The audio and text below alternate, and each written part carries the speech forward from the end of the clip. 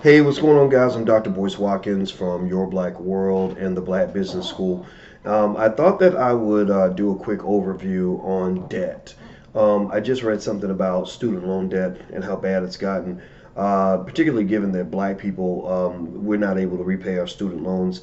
So that's become actually one of the greatest factors in the growing wealth gap, in the fact that black wealth is actually going backwards and predicted to drop to zero by 2053. I'm completely convinced that two major factors in this process are one, we're not as quick to want to invest in the stock market, and then two, we kind of have been led to falsely believe that taking on a lot of student loan debt is the key to financial success, and that's one of the things. So a lot of your black wealth is actually going to big white universities that don't hire black people.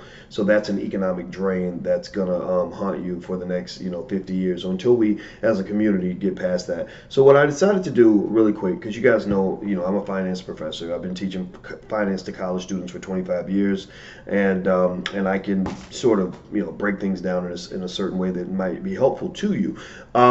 The What I did was I made a little list of about six of the worst kinds of debt that you can have. Debt is not always a bad thing.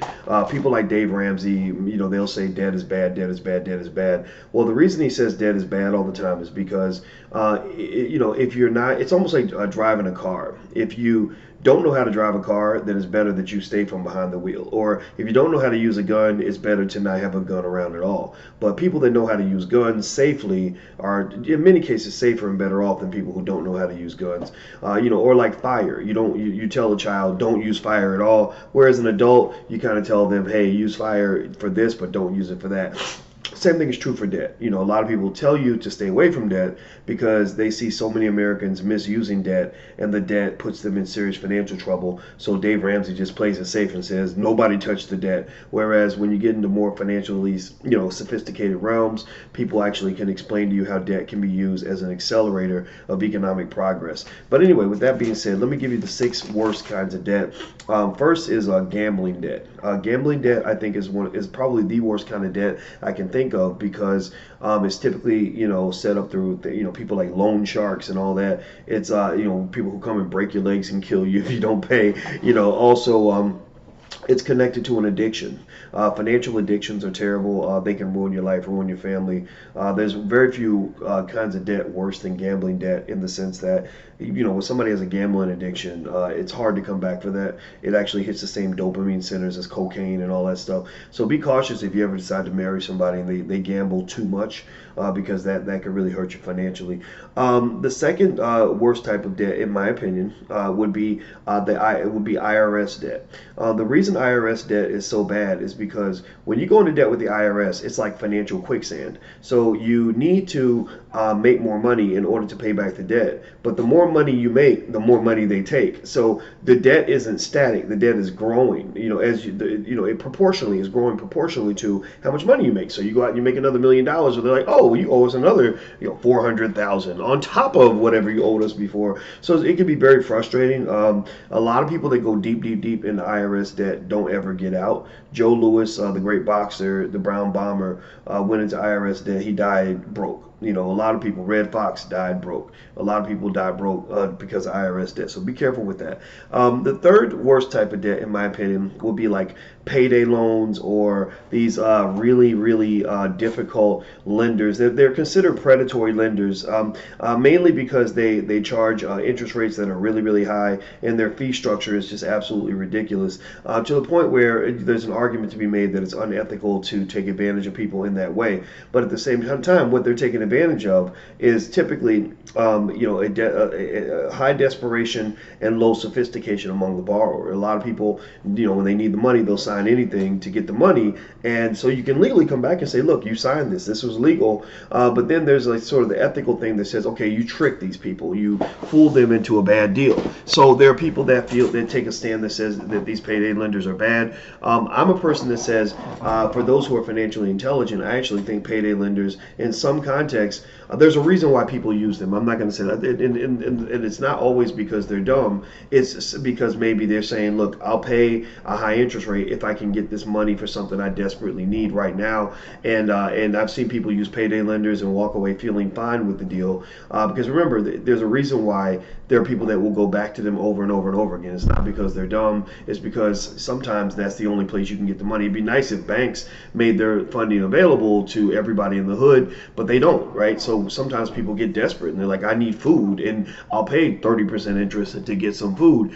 Is it wrong to charge the 30% interest? Yeah, but if that's the best deal you can get, then I know when I was younger, I would be like, hey, who's willing to help me out?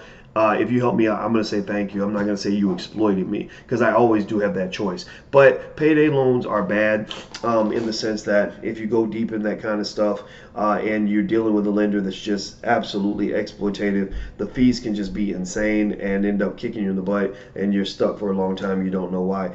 Fourth type of debt that's the worst would be credit card debt. Because if you go deep in credit card debt, the interest rates tend to be super high on credit cards. That's hard to deal with, hard to get out of for some people. American consumers love to spend. Also, you're going into debt for a bad reason. You're going into debt so you can buy shoes and clothes and stuff like that. A lot of times, some people use credit card debt to fund their business, which I actually don't think is a terrible idea. Given the credit sources are dry up and it's tough to get funding and banks won't give you the money. Well, I remember when I started my business, I was like, you know what, I'm gonna get this money by hook or crook, any means necessary. Whatever I got to do to get it, I'm going to go get it. So credit cards can come in handy if you have a constructive purpose, but most of us don't use credit cards for a constructive purpose. We use it to go buy things that we don't actually need, and these things erode in value, so you end up owing money for something that pretty much doesn't exist, or it has almost no value at all, right? You buy $1,000 worth of clothes, you can't sell those clothes for $1,000, but you still owe the $1,000 plus interest. Next, number 5, student loan debt. Student loan debt is horrible, because student loan debt, the biggest thing about student loan debt is that it's massive.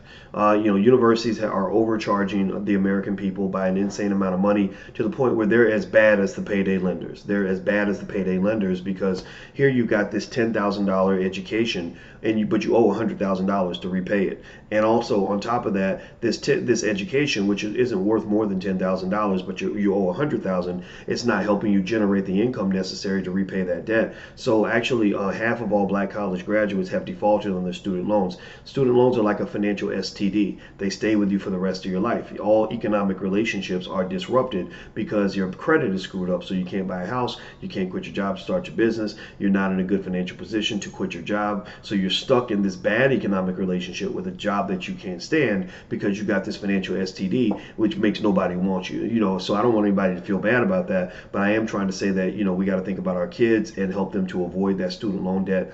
That it's a trap, especially for these for-profit universities. They've exploited the hell out of poor people, black people. Again, they're as bad as the payday lenders, and that's the truth.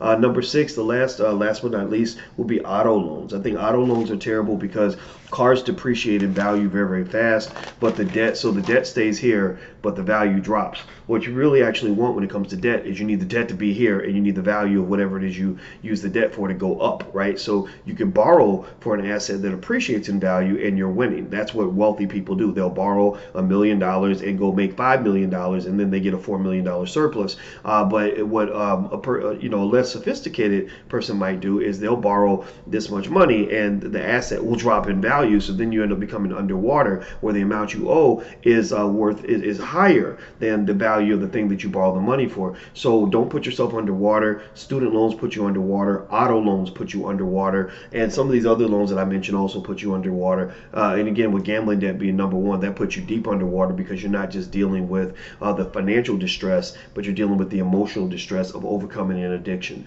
So that's my interpretation of debt, and the worst kinds of debt that you really want to avoid and be careful with. I hope this helps some of you. If you actually want to learn more about finances and managing your money, stuff like that, we have great programs in the Black Business School. Very low cost, won't put you in debt, and I think you're going to love it. Doesn't cost you more than $2 or $3, $4 a day for a lot of the programs. So feel free to come visit. Our first program in our Black Money sequence is blackmoney101.com. You can go to blackmoney101.com to get started, and then you can move to 102, 103, 104, 105, 106, and it's better than college, because because we teach you everything you need to know. Trust me, I'm a college professor. I know this stuff. I've been teaching this at universities for 25 years, so this is my thing. So anyway, I'm out of here, guys. Have a good day. Hit the thumbs up button, and I'll see you soon. Be good. Peace.